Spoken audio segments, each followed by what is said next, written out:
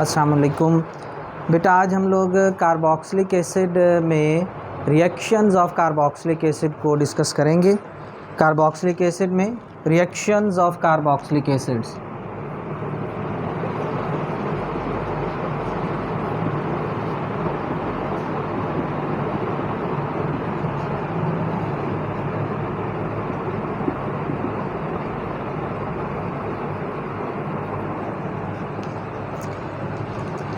Carboxylic acid के बेटा जो रिएक्शंस हैं इनमें मुख्तलिफ़ कैटेगरीज़ हैं। पहली कैटेगरी तो बेटा सबसे पहले तो आप ये समझें कि बुनियादी तौर पर जो कार्बोक्सिलिक एसिड्स होते हैं उनका जनरल फार्मूला होता है ये कार्बोक्सिल ग्रुप है।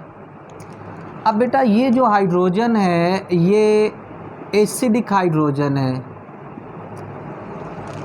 तो कार्बोक्सिलिक एसिड इस हाइड्रोजन को डोनेट कर सकते हैं। तो इनके कुछ रिएक्शंस ऐसे होंगे जो इस हाइड्रोजन की वजह से होंगे, ये इनके टिपिकल एसिड लाइक रिएक्शंस होंगे। दूसरी किस्म के रिएक्शन वो होंगे जिनमें बेटा इनका हाइड्रोक्सल ग्रुप रिमूव होता है, OH ग्रुप। OH ग्रुप पे पार्शियल नेगेटिव चार्ज होता है, इट इज़ अ न्यूक्लियोफाइल। इसको कोई और न्यूक्लियोफाइल रिप्लेस कर सकता है, OH की जगह कोई और न्यूक्लियोफाइल लग जाएगा। दूसरा के रिएक्शंस वो होंगे। और तीसरी तरह के रिएक्शंस वो होंगे जिनमें ओवरऑल पूरा कार्बोक्सिल ग्रुप इन्वॉल्व होगा। तो तीन तरह के रिएक्शंस होंगे कार्बोक्सिलिक एसिड के। पहला रिएक्शन बेटा अगर हम देखें जिसमें मैंने अभी आपको बताया है typical acid like reactions, acid like reactions. Carboxylic acid के टिपिकली एसिड लाइक रिएक्शंस बेटा वो रिएक्शंस होंगे जिनमें इनका हाइड्रोजन रिप्लेस होगा। मिसाल के तौर पर एक कार्बोक्सिलिक एसिड है, लेट्स सपोज हमारे पास acetic acid CH3COOH, acetic acid जिसे हम एथानोइक एसिड भी कहते हैं। इसका रिएक्शन बेटा अगर हम सोडियम हाइड्रोक्साइड से करवा दें तो सोडियम हाइड्रोक्साइड बेस है तो साल्ट और वाटर बनेगा। CH3CO इस हाइड्रोजन की जगह सोडियम आ जाएगी, ये साल्ट बन जाएगा। इसको बोलते हैं सोडियम एसीटेट या सोडियम एथानोएट, और साथ वाटर प्रोड्यूस होगा। यानी ये OH इस H से कंबाइन होके वाटर बन गया और इस हाइड्रोजन की जगह सोडियम आयन लग जाएगा, साल्ट और वाटर बन जाएगा। तो इस रिएक्शन में कार्बोक्सिलिक एसिड का हाइड्रोजन रिप्लेस हुआ है, तो ये कार्बोक्सिलिक एसिड का बेटा एसिड लाइक रिएक्शन होगा। इसी तरह अगर हम एसिटिक एसिड ही का reaction calcium oxide quick lime को कहते हैं, चूना जो होता है बेटा जी सादा ज़ुबान में हम कहते हैं इसको क्विक लाइम बोलते हैं, दिस इज़ क्विक लाइम।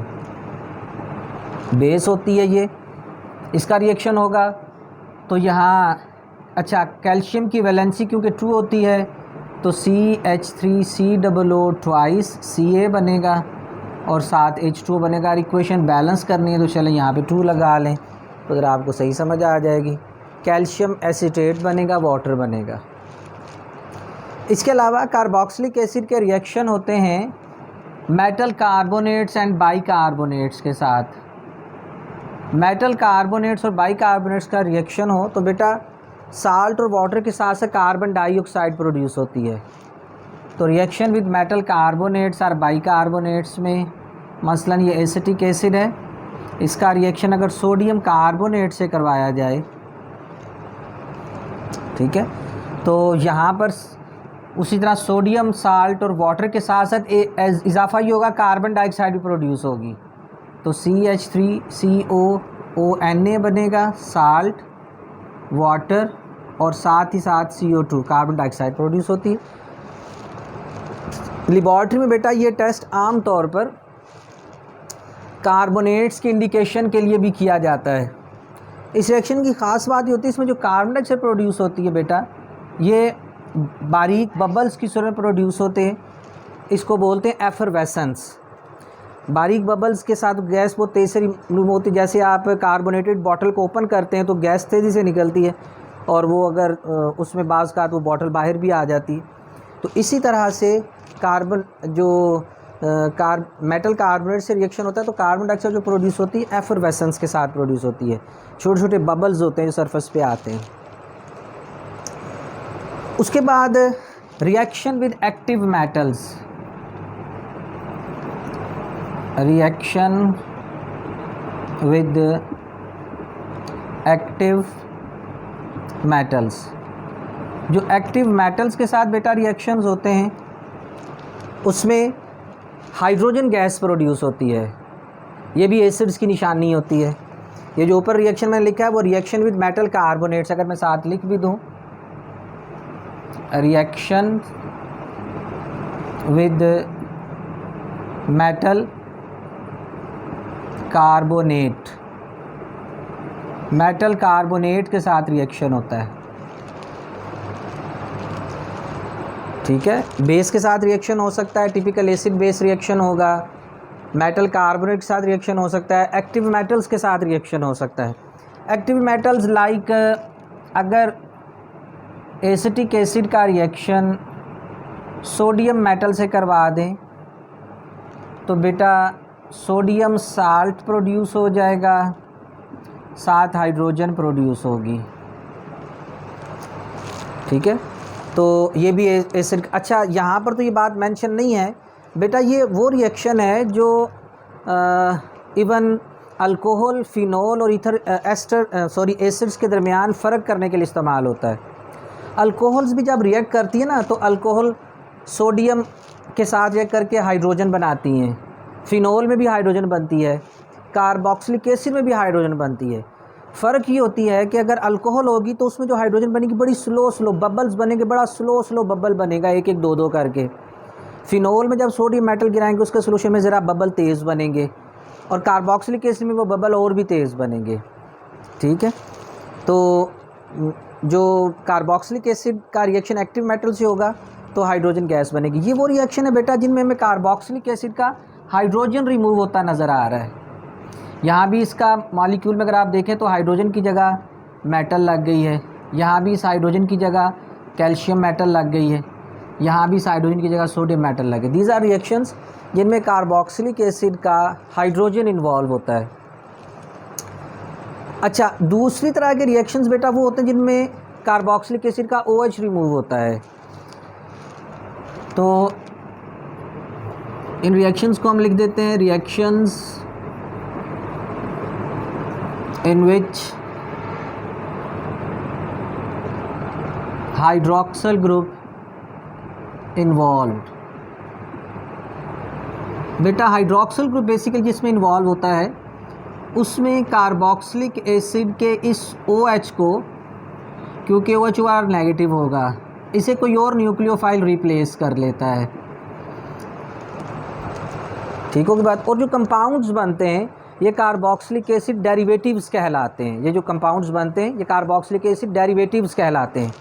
मसलन अगर इस OH की जगह OR लग जाए, कौन लग जाए जी, OR ग्रुप, तो ये बन जाता है एस्टर। अगर इस OH की जगह हैलोजन लग जाए तो ये एसिड हैलाइड्स बन जाते हैं। अगर इसकी जगह NH2 लग जाए तो बेटा ये एसिड अमाइड्स बन जाते हैं, ठीक है जी। और इसी तरह एनहाइड्राइड्स बनते हैं, ये भी हम पढ़ते हैं साथ साथ।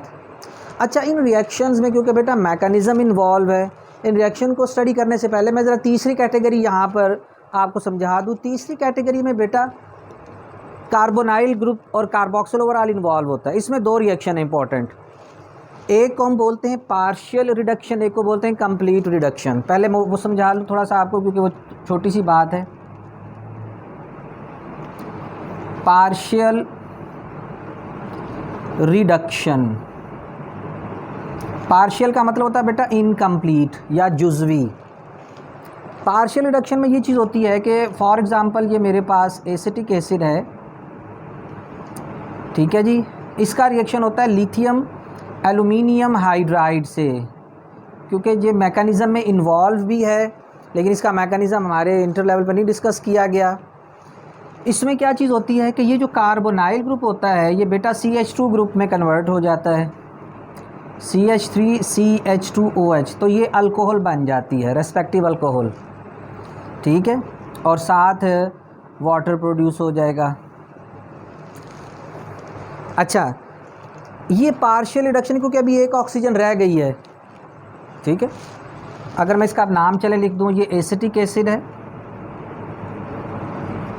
ये बेटा एथानॉल बन जाता है।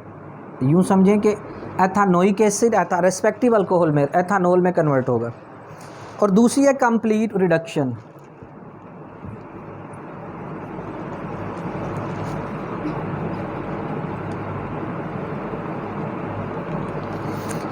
कंप्लीट रिडक्शन में बेटा ये ऑक्सीजन भी ख़त्म हो जाएगी, तो ये फ़र्ज़ करें CH3 ग्रुप बन जाएगा, तो रेस्पेक्टिव अल्केन्स बन जाते हैं, अल्केन्स बन जाएंगे CH3COOH, ये है एथानोइक एसिड या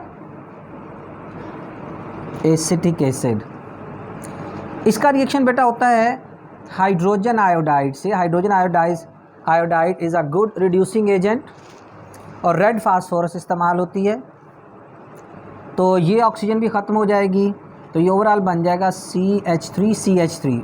ये पूरा कार्बोक्सिल ग्रुप जो होता है बेटा, ये CH3 ग्रुप में बन जाएगा। पीछे जितनी मर्ज़ी लंबी कार्बन चेन हो वो कार्बन चेन आप बना देंगे और कार्बोक्सिल ग्रुप को CH3 ग्रुप बना देते हैं, तो ये अल्केन में कन्वर्ट हो जाएगा। यहाँ 2 कार्बन है तो ये इथेन है, रेस्पेक्टिव अल्केन बनती है। अच्छा, अब हम वापस आ जाते हैं रिएक्शंस पे जिनमें OH ग्रुप रिप्लेस होता है, सब्स्टिट्यूट होता है। इन रिएक्शंस में बेटा जैसे मैंने सबसे पहले आपके सामने लिखा है ऊपर OR, दीज आर एस्टर्स, ये एस्टर्स बनते हैं। इस रिएक्शन को एस्टेरिफिकेशन रिएक्शन बोलते हैं। पहले हम इससे स्टार्ट लेते हैं, एस्टेरिफिकेशन रिएक्शन। एस्टेरिफिकेशन रिएक्शन बेटा जो है, इसमें कार्बोक्सिलिक एसिड का रिएक्शन किसी अल्कोहल से होता है। इस अल्कोहल की कार्बन चेन कार्बोक्सिलिक एसिड वाली भी हो सकती है, डिफरेंट भी हो सकती है, तो R प्राइम लगा देते हैं। इस OH को ये OR रिप्लेस कर लेगा, RCOOR, और साथ H2O बनता है। रिएक्शन बेटा एसिड कैटालाइज्ड रिएक्शन होता है। कंसनट्रेटेड सल्फ्यूरिक एसिड यूज़ करते हैं, सल्फ्यूरिक एसिड कंसनट्रेटेड यूज़ किया जाता है कैटालिटिक अमाउंट में, वो थोड़ी मुझे जस्ट इसको रिएक्शन को कैटालाइज करने के लिए, ठीक है। तो यहाँ पे अगर गौर करें तो बेटा ऐसे महसूस होता है जैसे शायद इस H की जगह बस R लग गया, क्योंकि ऑक्सीजन तक वही मालिक्यूल चल रहा है, हमें H की जगह, इस H की जगह R नज़र आ रहा है। लेकिन बेटा ये जो ऑक्सीजन होती है ये अल्कोहल वाली ऑक्सीजन होती है, एक्सपेरिमेंटली प्रूव्ड है। ये ऑक्सीजन अल्कोहल वाली ऑक्सीजन होती है, ये ऑक्सीजन कार्बोक्सिलिक एसिड वाली ऑक्सीजन नहीं होती। यानी अगर यहाँ पर ऑक्सीजन का हैवी आइसोटोप इस्तेमाल करके देखा जाए या रेडियो एक्टिव आइसोटोप इस्तेमाल किया जाए, तो जो अल्कोहल वाली ऑक्सीजन होती है वो आगे प्रोडक्ट में मौजूद होती है, कार्बोक्सिलिक एसिड वाली ऑक्सीजन नहीं होती। तो इसका मैकेनिज़्म भी है हमारे पास, इस रिएक्शन का तरीक़ाकार के इसका मैकेनिज़्म बेटा बताया गया आपको। मैकेनिज़्म ध्यान से समझना होता ये बेटा कि अगर अल्कोहल को देखें तो अल्कोहल की ये ऑक्सीजन न्यूक्लियोफाइल होती है, ठीक है, और अल्कोहल एक वीक न्यूक्लियोफाइल है। तो वीक न्यूक्लियोफाइल कार्बोनाइल सेंटर को अटैक डायरेक्टली नहीं कर सकता। ये कार्बोनाइल कंपाउंड्स बेटा आपने ये बात पढ़ी है, तो इसके लिए फिर एसिड इस्तेमाल करना पड़ता है। तो एसिड इस रिएक्शन को फिर कैटालाइज करता है। कैसे कैटालाइज करेगा? हम अगर एक टिपिकल एग्जांपल से, जर्नल एग्जांपल, अगर टिपिकल एग्जांपल एसिटिक एसिड ले लें, R की जगह मैं अगर CH लगा दूँ तो ये टिपिकल एक मॉलिक्यूल बन जाएगा, एसिटिक एसिड बन जाएगा। तो हम एसिटिक एसिड से रिएक्शन करवाते हैं। एसिटिक एसिड फर्स्ट स्टेप में हाइड्रोजन इस पर अटैक करेगा, प्रोटॉन, यानी ये प्रोटॉन इस कार्बोनाइल ऑक्सीजन को प्रोटोनेट करता है, ठीक है, और CH3COOH डबल बॉन्ड OH बनेगा। अब बेटा जब इस ऑक्सीजन अपना एक इलेक्ट्रॉन पेयर फर्ज करें आगे देगा तो इस ऑक्सीजन पे पॉजिटिव चार्ज आ जाता है, ये पॉजिटिवली चार्ज हो जाएगी। सादा ज़ुबान में स्टूडेंट्स को इस तरह हम समझाते हैं कि एक न्यूट्रल मॉलिक्यूल है और ये पॉजिटिव आयन है। न्यूट्रल और पॉजिटिव के मिलने से बेटा पॉजिटिव चार्ज रहेगा, पॉजिटिव चार्ज ख़त्म नहीं होगा। चार्ज इसको ख़त्म होगा जब एक पॉजिटिव एक नेगेटिव से मिलेगा। न्यूट्रल और पॉजिटिव जब मिलेंगे तो चार्ज रहेगा, इसी तरह न्यूट्रल और नेगेटिव मिलेगा तो चार्ज रहेगा। लेकिन वो चार्ज कहाँ पे रहेगा वो डिपेंड करता है कि अब नई शिफ्टिंग क्या हुई है। पहले ये हाइड्रोजन पे पॉजिटिव था, ऑक्सीजन जब इसे पेयर दे देगा तो पॉजिटिव चार्ज ऑक्सीजन पे आ जाएगा। इस मॉलिक्यूल की दूसरी रेजोनेंस फॉर्म भी बनती है। रेजोनेंस फॉर्म को डबल हेडेड एरो से इंडिकेट करते हैं। दूसरी रेजोनेंस इसकी क्या बनती है कि अगर ऑक्सीजन को मोर इलेक्ट्रोनेगेटिव है, ऑक्सीजन ये पाई इलेक्ट्रॉन अपनी तरफ अगर ड्रैग कर ले, अपनी तरफ अगर खींच लेता है, तो जब ये पेयर इधर शिफ्ट होगा तो पॉजिटिव चार्ज इस कार्बन पे शिफ्ट हो जाएगा। तो ये बनेगा CH3COH, पॉजिटिव चार्ज इस कार्बन पे शिफ्ट हो गया। इसको अगर मैं ब्रैकेट में इंडिकेट कर दूं तो they R resonance form of each other, equally possible form है। ठीक है, ये दूसरा स्ट्रक्चर मैंने इसलिए बनाया है कि ताकि आपको ये समझ आ जाए कि the carbonyl carbon become more electropositive, more electrophilic हो गई है। अब दूसरे स्टेप में क्या होगा कि ये जो CH3COH ये जो एक कम्प्लेक्स साइन बन चुका है, अब बेटा अल्कोहल इसको अप्रोच करेगी। लेट्स सपोज हम एथानॉल की एग्जांपल लेते हैं। तो एथानॉल की जो ऑक्सीजन इसको इलेक्ट्रॉन पेयर देती है, इसके साथ बॉन्ड बना लेगी। अब क्या होगा, CH3COH इस कार्बन का बॉन्ड ऑक्सीजन से बन गया, एक तरफ C2H5 है, एक तरफ हाइड्रोजन है। अब ये पॉजिटिव चार्ज कार्बन को जब इलेक्ट्रॉन पेयर मिल जाएंगे तो कार्बन पे चार्ज ऑक्सीजन पे शिफ्ट हो जाएगा, ये चीज़ बन जाएगी। ठीक होगी बात। मैं थोड़ा सा अगर मॉलिक्यूल को बेटा ट्विस्ट कर दूं तो आपको समझना आसान हो जाएगा। मैं C2H5 उधर लिख देता हूँ, हाइड्रोजन इधर लिख देता हूँ। C2H5 अगर इधर लिख दें, हाइड्रोजन इधर लिख देते हैं। अब क्या होता है बेटा, अगर ये ऑक्सीजन इलेक्ट्रॉन अपनी तरफ ड्रैग करे हाइड्रोजन से तो ये हाइड्रोजन टूट जाएगी। ठीक है, एक सेकंड के लिए आप सपोज करें कि ये हाइड्रोजन टूट के क्या बन जाएगा, H पॉजिटिव। इस H पॉजिटिव को ये ऑक्सीजन अपनी तरफ मिला लेती है। ठीक है, तो ये हाइड्रोजन यहाँ से इधर इसे हम बोलते हैं प्रोटॉन शिफ्ट हो जाएगा, प्रोटॉन शिफ्ट। मैं इसी को अगर यहाँ से आगे चला दूँ तो ये प्रोटॉन शिफ्ट होगा। मैं इसको काट देता हूँ क्योंकि यही हाइड्रोजन है। इलेक्ट्रॉन इधर शिफ्ट करेगी तो ये ऑक्सीजन इसको अपने साथ अटैच कर लेगी, तो ये बन जाएगा CH3COH2। अब वो जो पॉजिटिव चार्ज है वो इस हाइड्रोजन से होता हुआ इस ऑक्सीजन पे चला गया और ये बन गया OC2H5। अब क्या चीज़ होगी, विद इन सेम स्टेप दो काम होंगे। ये ऑक्सीजन अगर इलेक्ट्रॉन अपनी तरफ ड्रैग करे तो बेटा ये अगर आप गौर करें तो ये पूरा वाटर मॉलिक्यूल है, H2O है, ये H2O एलिमिनेट हो गया और एट द सेम टाइम ये hydrogen as a proton remove हो जाता है। इस हाइड्रोजन को अगर थोड़ा सा हम अलग करके शो कर दें सिर्फ आसानी के लिए, इस हाइड्रोजन, ये वो हाइड्रोजन है अगर आपको याद हो जिसने रिएक्शन स्टार्ट किया था और इस ऑक्सीजन पे आई थी। यह हाइड्रोजन भी चली जाएगी, डीप्रोटोनेशन हो जाएगी, रिमूवल ऑफ वाटर मॉलिक्यूल भी हो गया, डीप्रोटोनेशन। स्टेप स्टार्ट हुआ प्रोटोनेशन से, और रिएक्शन टर्मिनेट हो रहा है डीप्रोटोनेशन पे।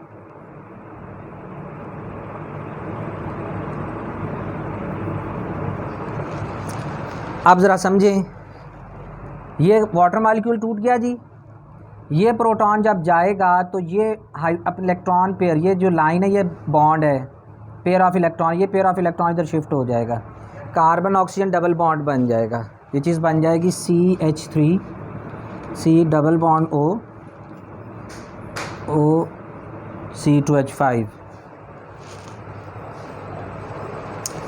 This is an ester, ethyl acetate बोलते हैं इसे, इथाइल एसीटेट। तो ये बेटा स्टेरिफिकेशन रिएक्शन हो गया, जिसमें अल्कोहल के रिएक्शन के नतीजे में एस्टर बना, साथ वाटर बना, ये वाटर एलिमिनेट हुआ।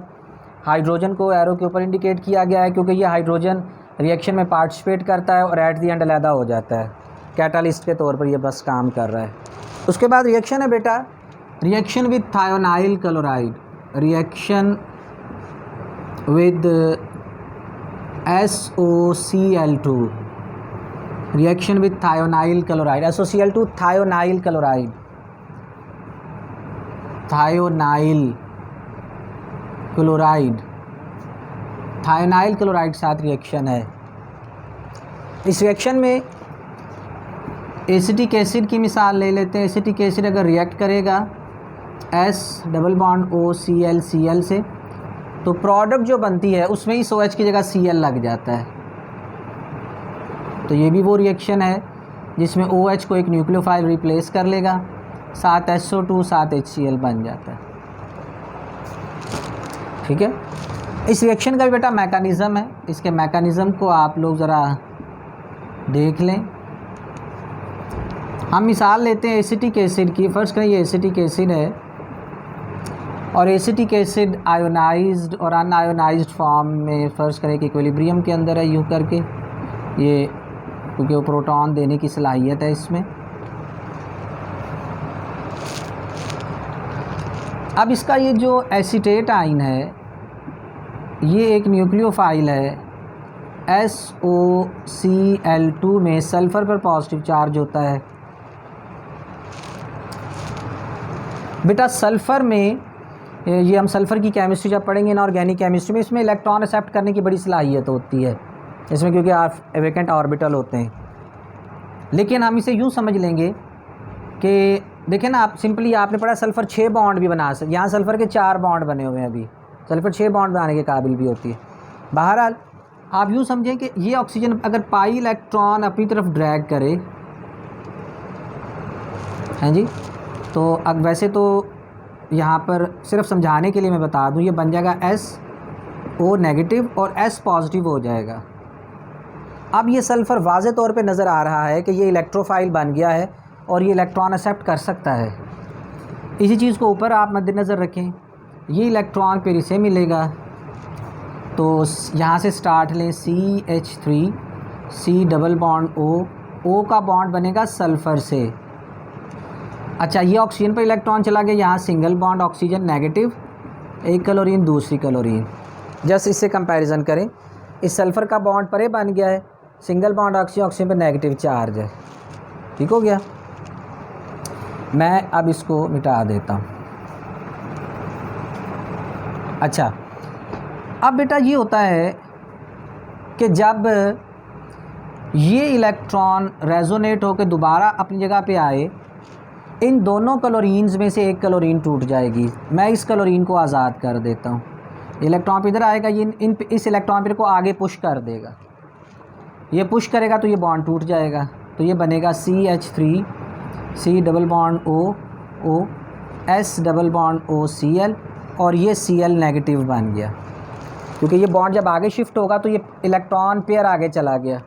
पहले भी ये बात समझाई हुई है बेटा, जो इलेक्ट्रॉन पेयर होता है उसमें एक इलेक्ट्रॉन तो इसका अपना होगा, एक इलेक्ट्रॉन साथ वाले का होता है, सल्फ़र का है।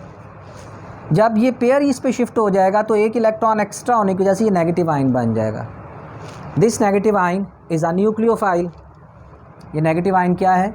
एक न्यूक्लियोफाइल है। अब ये न्यूक्लियोफाइल इस कार्बोनाइल कार्बन को हिट करेगा, इस कार्बोनाइल कार्बन को हिट करेगा, इधर बॉन्ड बनाएगा और ये इलेक्ट्रॉन पेयर ऑक्सीजन पर शिफ्ट हो जाएगा। ज़रा देखिए क्या होगा।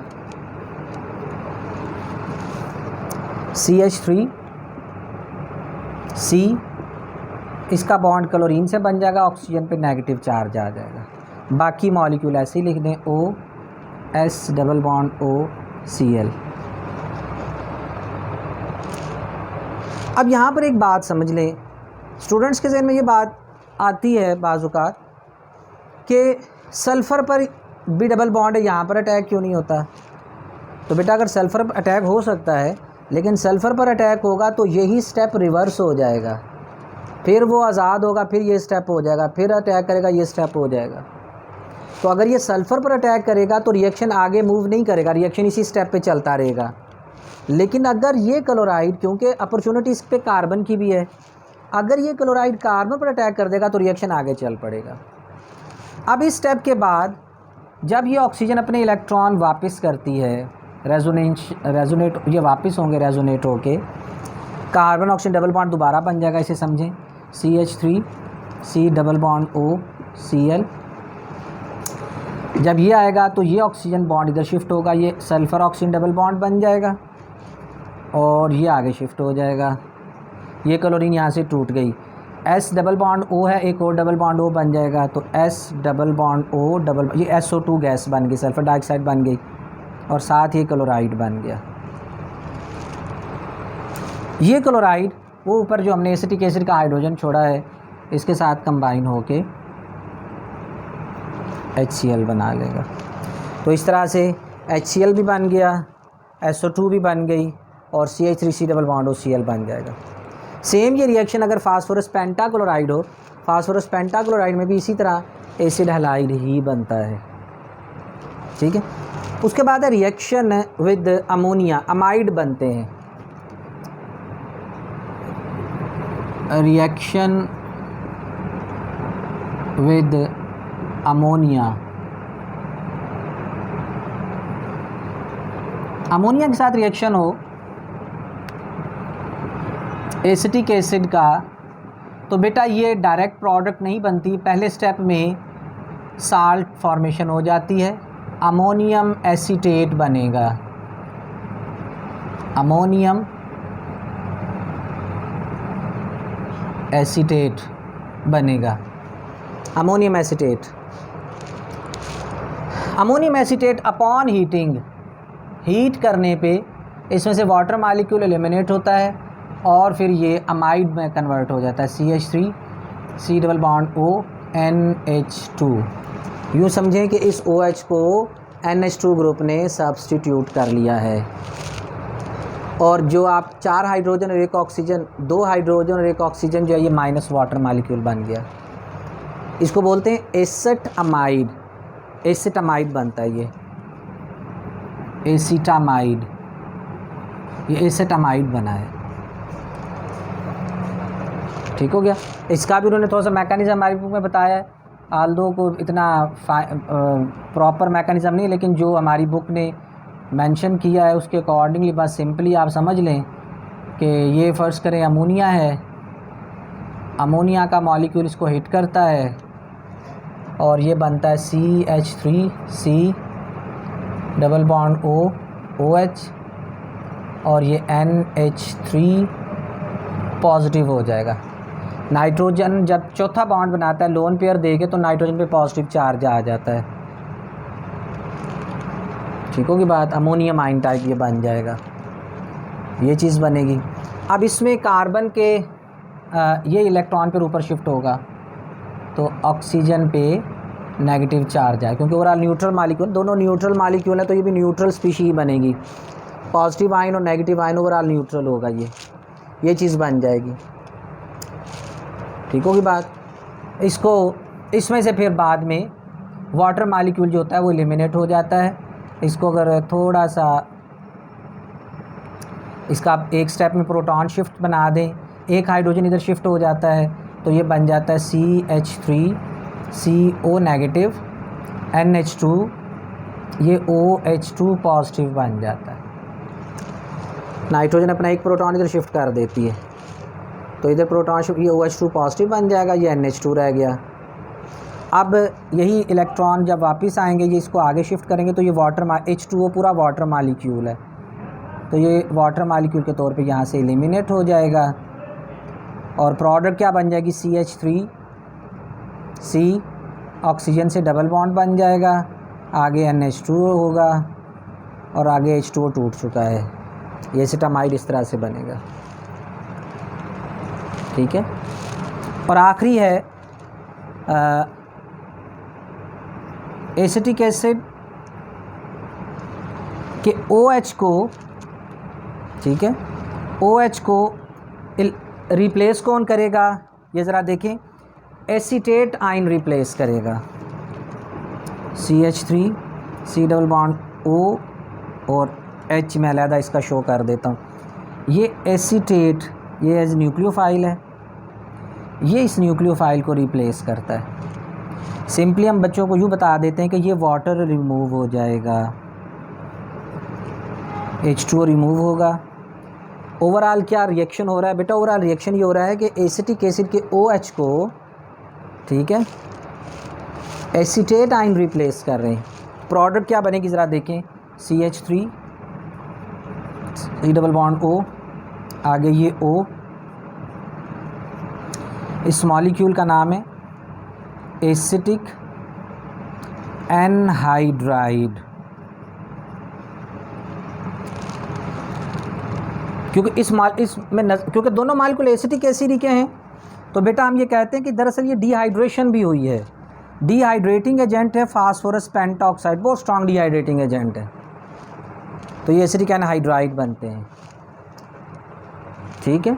वैसे एनहाइड्राइड इन जनरल, ठीक है, अगर किसी एसिड में से वाटर मॉलिक्यूल एलिमिनेट हो जाए तो जो प्रोडक्ट बनती है उसका एनहाइड्राइड कहलाती है।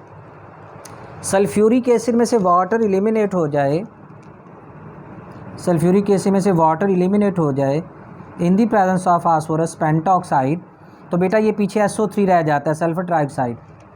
ये सल्फ्यूरिक एसिड का एनहाइड्राइड भी होगा।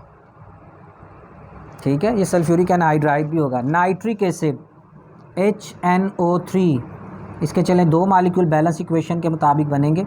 इनमें से एक वाटर मॉलिक्यूल एलिमिनेट होगा P2O5 की मौजूदगी में, ये N2O5 रह जाता है। इसे नाइट्रोजन पेंटॉक्साइड और नाइट्रिक एनहाइड्राइड भी बोलते हैं। नाइट्रिक एनहाइड्राइड, नाइट्रिक एसिड के दो मॉलिक्यूल्स में से एक मॉलिक्यूल को आप HONO2 शो कर दें और एक मॉलिक्यूल को H, ठीक है जी, NO3 शो कर दें, तो बेटा ये वाटर मॉलिक्यूल टूट जाएगा, तो ये पीछे N2O5 बचा, N2O5। This is nitric anhydride. सिर्फ समझाने के लिए बता रहा हूँ, वैसे तो हमारा ये असल बात है कि एसिटिक एनहाइड्राइड प्रोड्यूस होगा, लेकिन एनहाइड्राइड्स को अगर गौर किया जाए तो इनमें कार्बोक्सिलिक एसिड के OH को दूसरे मॉलिक्यूल का जो नेगेटिव आयन होता है वो एज ए न्यूक्लियोफाइल रिप्लेस कर रहा होता है। तो ये बेटा कार्बोक्सिलिक एसिड के वो रिएक्शंस हैं जिनमें कार्बोक्सिलिक एसिड का OH टूटता है। वो जैसे मैंने आपको यहाँ पे बताया कि कार्बोक्सिलिक एसिड के OH के टूटने से एस्टर बन सकते हैं, हैलाइड बन सकते हैं, अमाइड बन सकते हैं और साथ एनहाइड्राइड्स बन सकते हैं। ठीक होगी बात। इन तमाम कंपाउंड्स को हम कार्बोक्सिलिक एसिड डेरिवेटिव्स भी कहते हैं। एक MCQ बाज़ का पूछ लिया जाता है कि इनमें से कौन सा डेरिवेटिव जो डायरेक्टली तैयार नहीं होता, तो बेटा वो अमाइड होते हैं, क्योंकि अमाइड पहले स्टेप में साल्ट बनता है और ये साल्ट स्टेबल साल्ट होते हैं, हीट करने पे अगला प्रोडक्ट बनती है। ठीक है, तो बहरहाल ये हमारा आज का टॉपिक है बेटा, कार्बोक्सिलिक एसिड के रिएक्शंस हैं, इन्हें आप अच्छी तरह पढ़ें, याद करें। अल्लाह पाक आपको अपनी हिफाजत मान में रखे। अस्सलाम वालेकुम वरहमतुल्लाहि ताला व बरकातहू।